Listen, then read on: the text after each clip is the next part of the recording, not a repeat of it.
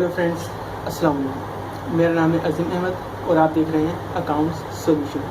तो फ्रेंड्स, आज का मेरा टॉपिक है assets, liability and owner equity.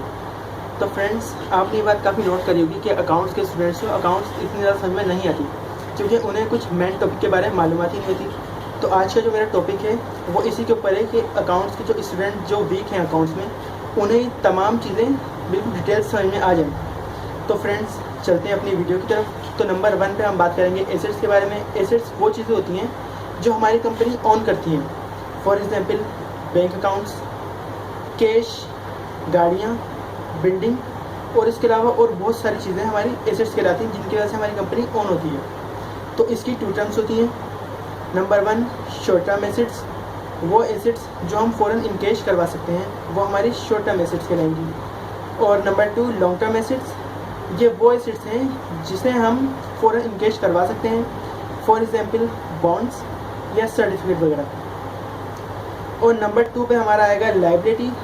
Liability वो होती है जिसे हम वाजिब समझते हैं, यानी कि इसका दूसरा नाम हम वाजिब अदा रकम भी कह सकते हैं जो हमें किसी को देना लाजमी होता है।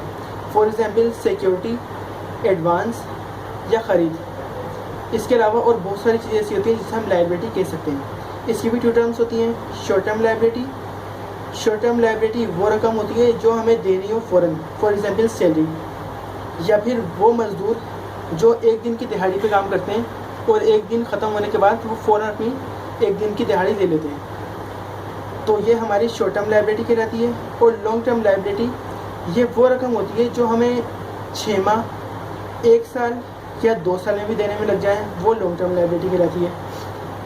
तो इसके बाद जो हमारा 3rd पॉइंट है वो है ओनर इक्विटी।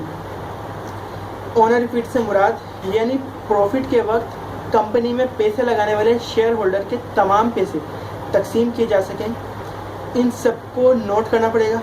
तो जो हम काम करेंगे वो ओनर इक्विटी कहलाएगी। फॉर एग्जांपल हम एक कंपनी खोलते हैं तो इसमें जो पैसा लगाएंगे वो हमारे शेयर होल्डर कहलाएंगे। तो जब हम कंपनी में पहले 1 साल या 1 महीने जब भी हम उसका प्रॉफिट देखेंगे तो तमाम शेयर होल्डर्स को उनके पैसों के साथ साथ वो प्रॉफिट्स भी देंगे, तो वो हमारी ओनर इक्विटी कहलाएगी। तो फ्रेंड्स, आई होप कि वीडियो आपको काफ़ी हेल्पफुल लगी होगी। तो अगर आपको डेबिट और क्रेडिट के बारे में काफ़ी मालूमात लेनी हो तो आप इस वीडियो का फर्स्ट पार्ट देखें।